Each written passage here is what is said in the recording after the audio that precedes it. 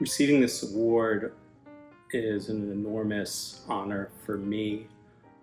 I think about all the sort of activists and that could have received this award, and I'm honored to, I guess, represent those people for whom perhaps AIDS activism wasn't their full-time career, but a significant portion of their adult lives. And I hope it sort of inspires people to the fact that just volunteering on any sort of activism will make a difference. It doesn't have to be your lifetime mission, but it has to be sort of maybe your lifetime focus or ambition to see if we can actually transform the world and how people with infectious diseases are treated.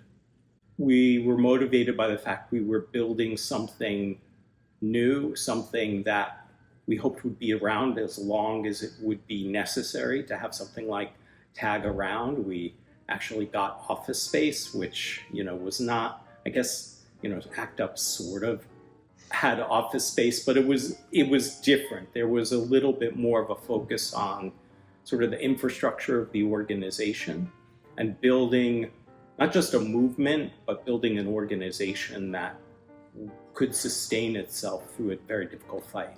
So, and it was an honor to represent TAG or T&D or whatever at the AIDS conferences. I got to be on the Charlie Rose show after, I guess it was the Amsterdam AIDS conference, because everyone else decided to stay in Amsterdam and I came back.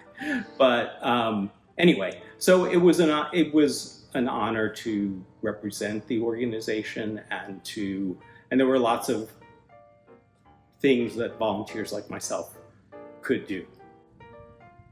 It was just seeing everyone else in TAG who, both volunteers and, board members, staff, who had just also devoted their adult lives to this fight against AIDS and against the systems that perpetuate infectious diseases in general, and seeing how much work was to be done. And, these people I've developed deep friendships with, that I couldn't imagine walking away from that. And I really felt, and I still feel, that if you're interested in healthcare activism, TAG is the best place to learn about that and to do that work.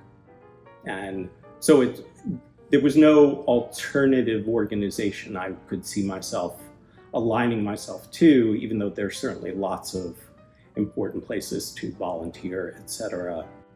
TAG is an organization that leads through information, data, leads by example, and helps people understand where to apply pressure, what kind of pressure to apply, and what's possible, and understands this shifting environment so they understand what's possible and what, as well as what needs to be done in the broader sense. But they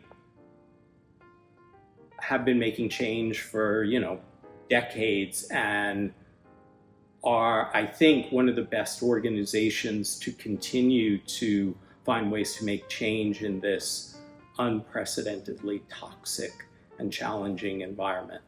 So this shirt is from Storm the NIH, which was, I think, sort of the last major action organized by the Treatment and Data Committee when we were still part of ACT UP. We brought busloads of people down to the NIH to protest the fact that we weren't being taken seriously necessarily by the NIH, that the community needed a voice in the design of trials and everything else, and there were things that could simply just be done faster.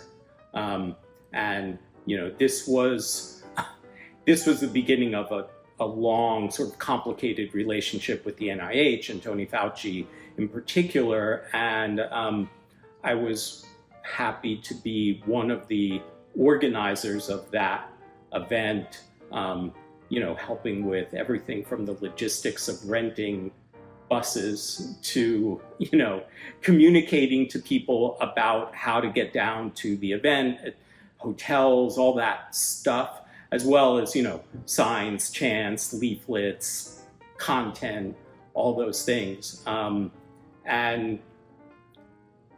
I think it was one of those events that really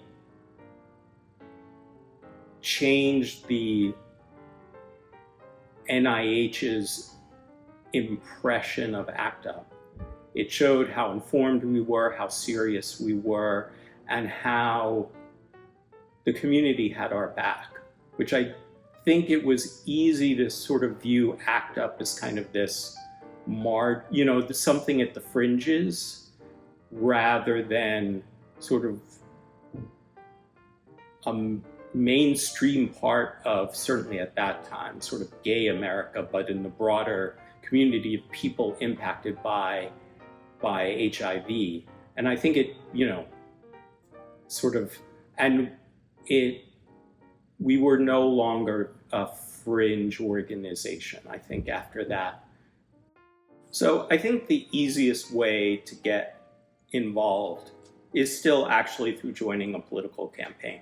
We have Zoran's campaign in New York City right now that has mobilized, I think, an unprecedented number of volunteers in a campaign. And I think by volunteering for a campaign, you form lots of good friendships, and you form friendships with people that are willing to just do stuff, whatever it takes to get something to happen.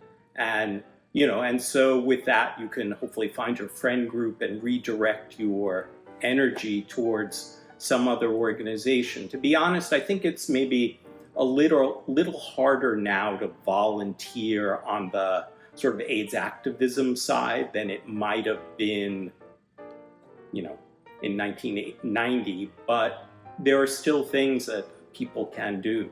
If you're, you can help us find those, you can help identify those sources of funding. You can help us identify, help us with our lobbying if you have those connections. So I think I'm most proud of the treatment agendas that we wrote, starting or Countdown 18 months. There were a whole set of documents that were written for each AIDS conference, in the late 80s, early 90s. And I think those are foundational documents in terms of translating this awful disease into a set of actions that the government and science could take to actually attack the disease.